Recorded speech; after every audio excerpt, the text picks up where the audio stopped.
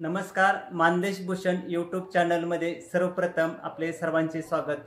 आज आपण सातारा जिल्ह्यातील मान तालुक्यातील दहिवडी येथील सेवानिवृत्त ऑनररी कॅप्टन धोंडीराम रामचंद्र कोरे यांचा प्रथम पुण्यस्मरण दिन साजरा झालेला आहे। या पुण्यस्मरण दिनानिमित्त त्यांच्या कन्या कविता घोणते यांनी त्यांचे वडील अर्थात आप्पांचा जीवन प्रवास आपल्या मानदेश भूषणशी सांगत आहेत। मॅडम, मानदेश भूषण यूट्यूब चॅनलमध्ये सर्वप्रथम तुमचं स्वागत आणि तुमच्या वडिलांचा अर्थात आप्पांचा जीवन प्रवास कसा सुरू झाला? आप्पांना आमच्या शिक्षणाची खूप आवड होती, तेव्हा पण त्यांनी जुनी 11वी होती ती पास केली त्यांनी, पण त्यांना इंजिनियर व्हायची खूप इच्छा होती, पण ते शक्य नाही झालं त्यांना। मग तेव्हा त्या काळात त्यांनी मिलिटरीमध्ये ते भरती झाले शिपाई म्हणून। मग शिपाई म्हणून मग ते शिपाई ते सुभेदार असं त्यांनी म्हणजे खूप टप्पे म्हणजे आपल्या मेहनतीनं खूप टप्पे पार करून ते त्या पदापर्यंत पोहोचले आणि शेवटी कॅप्टन म्हणून ते रिटायर झाले। मग त्यांचं कुटुंब होते, त्यांना 4 बहिणी होत्या, 3 भाऊ होते, त्यामुळे म्हणजे त्या सगळ्या आणि हे सगळ्यात मोठे असल्यामुळे सगळी जबाबदारी वडिलांच्या माघारी यांचीच होती। मग त्यांनी नाही शिक्षण इंजिनिअरिंगचं नाही पूर्ण करता आलं त्यांना, पण मग ते मिलिटरीमध्ये भरती झाले आणि त्यांनी त्यांचं कर्तव्य खूप चांगल्या रीतीने पार पाडलं। आम्ही 4 भावंड, म्हणजे माझा मोठा भाऊ संजय, मी 2 नंबरची कविता आणि एक माझी बहीण आहे संगीता आणि छोटा भाऊ सगळ्यात धनंजय।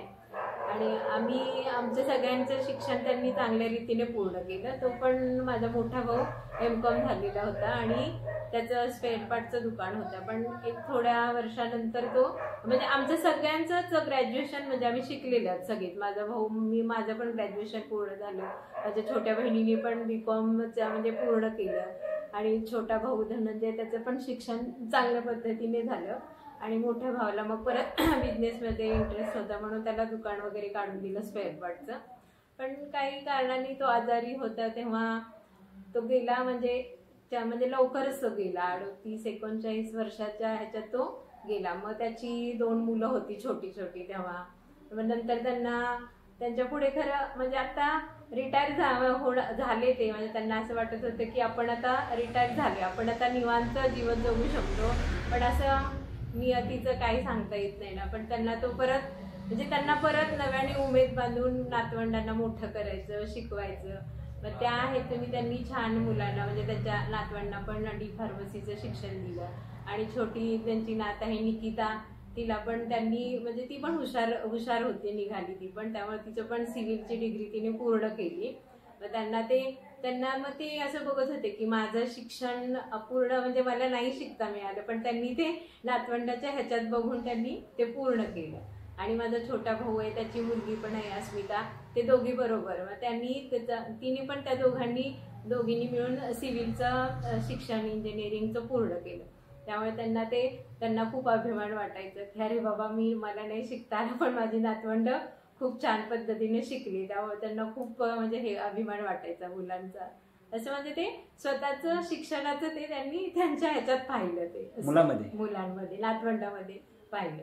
आम्हाला काही त्यांचं जास्त म्हणजे सहवास नाही लागला, पण मार्गदर्शन असायचं. आणि त्यावेळेस ग्रॅज्युएशन म्हणजे त्या काळात खूप म्हणजे पण आम्हाला पण म्हणजे त्यांनी चांगल्या रीतीने शिक्षण दिलं, आम्ही ते पूर्ण केलं शिक्षण. पण त्यांनी नातवंडाच्या ह्याच्यात ते पुढचं त्यांचं स्वप्न पूर्ण झाल्यासारखं त्यांना वाटलं.